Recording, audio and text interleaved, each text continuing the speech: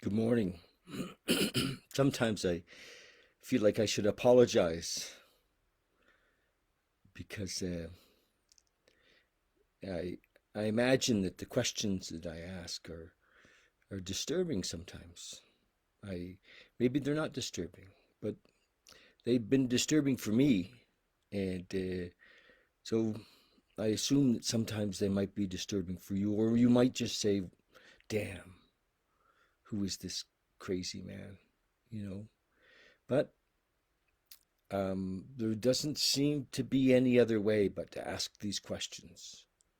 And the big ones like, who am I? Am I awake? Why am I here? And I know it's like, hello, David. What are you doing? Well, they're the, it's the deal. So you're interested in these questions, if you know, and many are interested because the question has been there since they were young, for like it was for me. And the more I avoided the question, the more desperate often my life condition became. And but then there's those that I see all the time that just seemingly have never asked the question, but have woken up to the fact that they cannot manage their own lives. Just simply cannot manage their own lives. It's a mess, and um, and and those guys, men and women, I like to spend time with because there's a possibility from that desperation to really awaken to who are we? That we've been living here with a mistaken identity, a mistaken identity. We thought we were who we were not. So, who are you? We have to look. We have to be quiet to look. Slow down to look. And, we can go do some courses and learn the basics so we can function here. And if functioning is all you want to do, you know, so you can make a deal with somebody and maybe get in a relationship and hang out together. But many of us want more than that, and that's what I'm interested in, is those that want more than that. And a lot of my compatriots in the 12-step world want more than that. And the beautiful thing about that process is it promises more than that. It promises that we will be reborn. It does. It says that. It says that we'll have a new employer. It says that we'll build a relationship with a higher power, and that we will come to know peace, that we will not regret the past. But ultimately, that relationship with a higher power is ultimately we come to know that either is or he isn't. Either he's everything or he's nothing. And if he's everything, then that includes us. And one of the roads to that is through the observer. Be the observer. So we have to sit quietly to be the observer. And um, and as the observer, we recognize that we're not our own mind, that we're not our own thoughts. We are not our thoughts. We are something beyond the thoughts. So when you begin to watch yourself and become conscious of the fact that you're watching yourself, then there's the question like, well, who is it then that's watching? Who is the observer? And we then soon begin to realize that we are not who we thought we were. And then we go from that into the stillness, into the oneness, into the bliss. And it all happens in the moment. So there's lots of little signs that we've been given all along. But ego says, hold on, hold on. We got bills to pay. I don't want. Ego's always full of want. I don't want to be alone. Ego's full of, I want to be rich. Ego's got lots of, I want a better motorcycle and I want a better car. You know, I want security. The wants of ego, right? And I want to be loved. I want to be encouraged. So we succumb to the wants, and then we're caught again in the treadmill. We're like, holy shit, and fear creeps in. Fear is all about the fear of not getting our wants, and then we're stuck in the illusion again. We're back in there. So this is all for me. This is the process. This is why I'm here in the mornings. It started out to differently, but this has been a year of awakening for many of us. For many of us, a year of awakening.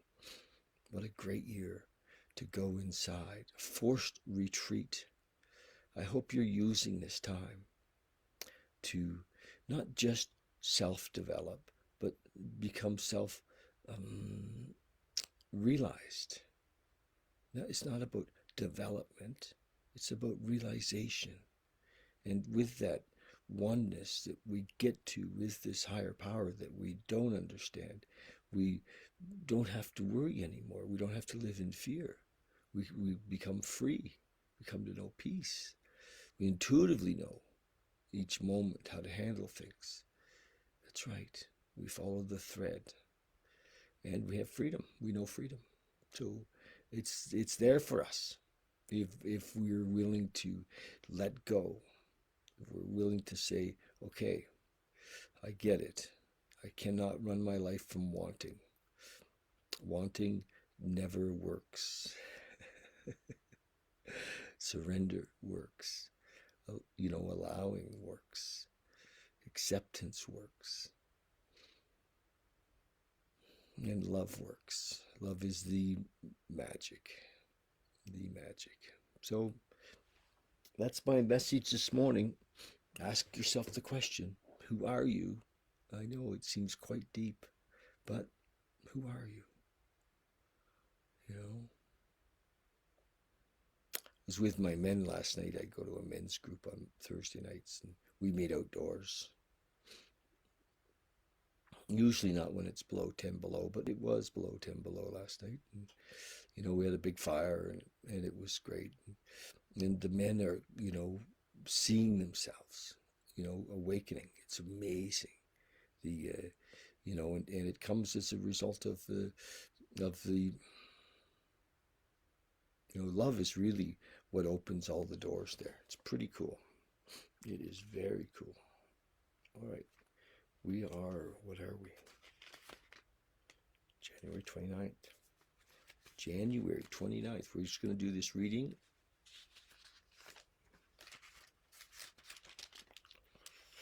This is from a little 24-hour day book I've been doing for a while. And, the 24-hour day book has sometimes it's like, oh, shit, I don't know.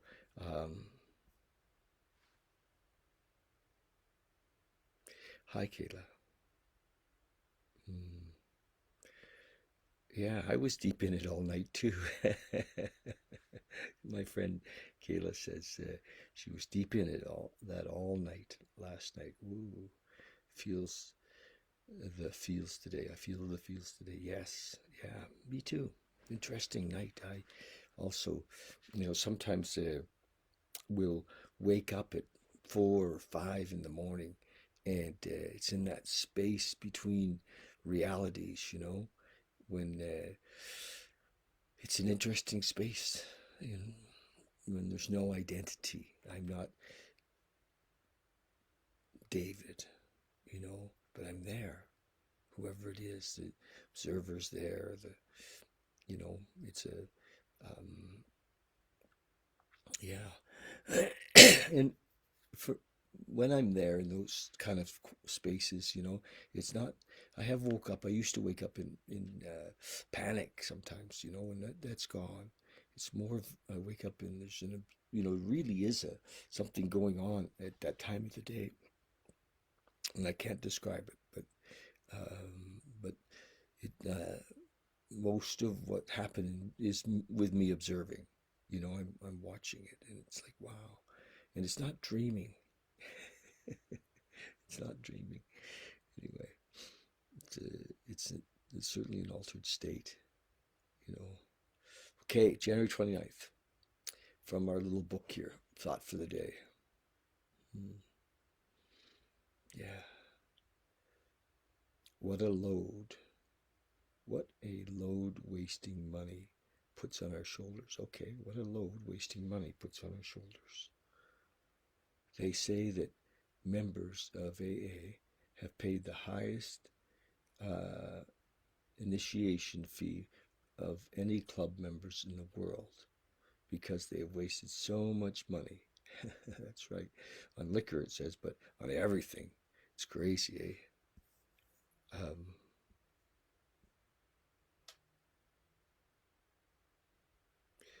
Oh,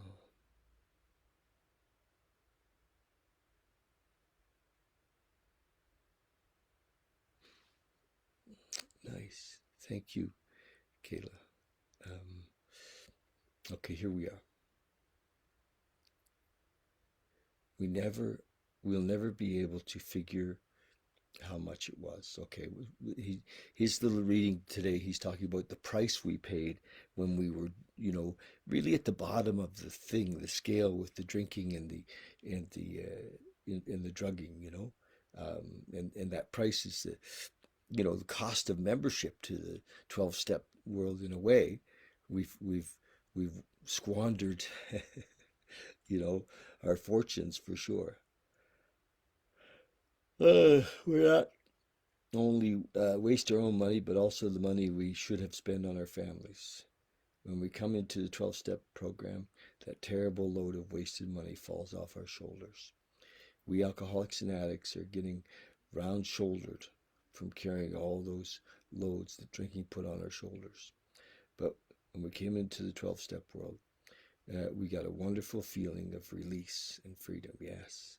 So it's just really the basics, and a lot of what I'm talking about is beyond that. It's not, I'm hoping that the folks that come to these talks and have realized already that powerlessness and that they're not who they thought they were, and um, that there is an answer. There is, and it's not in a belief. It's in the experience, and the experience that cannot be described, but it's in the experience. And my aim is to help you achieve that experience, and in that experience find freedom. And yes, freedom, baby. Meditation for the day. I believe that the future is in the hands of God. Yes, we call it God because you know well we do. It's a when I often talk about interpretations or concepts of ideas about that, and so we let go of the old ideas because you know the beautiful thing that happens if we believe that there is an energy or a psyche that we know as God, that a consciousness that we know of God, then we also, if we really look into it, realize that it's not away somewhere. It's not something that's separate from us. It's not something that is not now. It's something that's only now, and something that we are not part of, but we are that. And so we go deep enough in, we see that, oh my God, no pun intended. Oh my God, this is all God, right? Not separate. So I believe that the future is in the hands of the moment, really, right?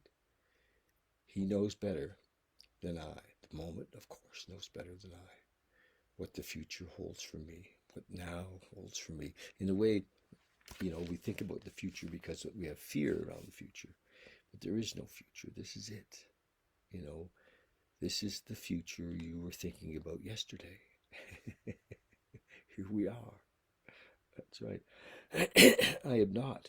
at the mercy of fate or buffeted about by life. I am being led in a very definite way as I try to rebuild my life. I am the builder, but God is the architect. It is mine to build as best I can under his guidance. I pray, this is the prayer for the day, I pray that I may depend on God or the moment or consciousness or universal intelligence, right? Feel into that. And many of us, express, we talk about that in a lot of different terms, but we end up with the concept of God because it kind of covers it all. Since he has planned my life, I pray that I may live my life as I believe God wants me to live. Beautiful little writing, and I enjoy reading it. So we're going to sit for a few minutes and meditate. And I'd love you to join. Some of my friends say, "Oh, David, I can't listen to, because some of these posts are like 30 minutes," and so and I say to them, "Well, just pick up the first 10 minutes or the first 15 minutes. That's the talk, and meditate later on your own time or whatever." So, but we're going to meditate, and maybe only for 3 or 4 minutes ish. We'll see how long it takes. All right, glad you're here. I really am. I love you. So love, we are that love. Okay. So find yourself, a comfortable spot. I mean, the very first part of meditating, you know, is to sit. I remember when I first really started to do this, and in longer periods of time, I was with a teacher, and he never called it meditating. He always called it sitting. So here we are.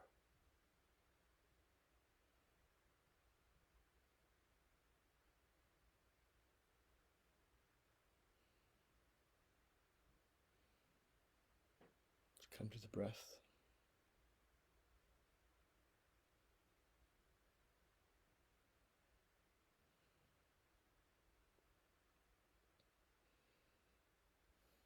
And the breath will come to the moment.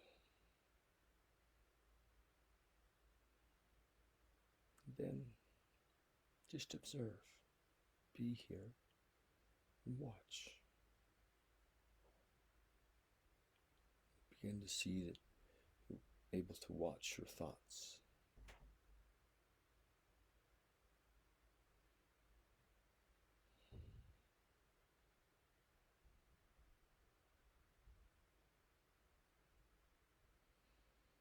And that your thoughts are not you.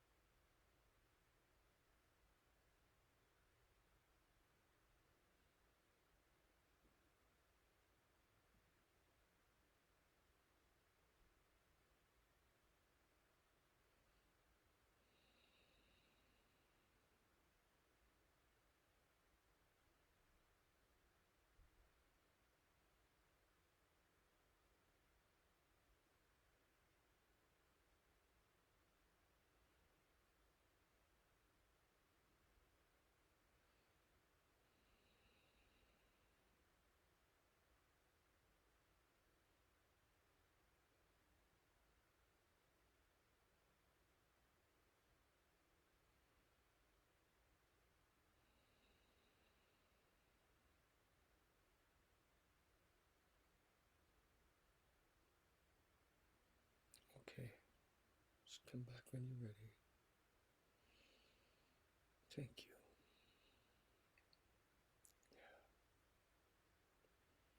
Thank you, thank you.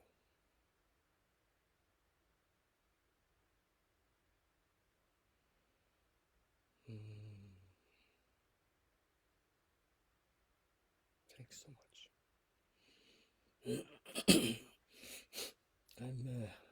I'm interviewing a friend today, Alan Steinfeld from New York.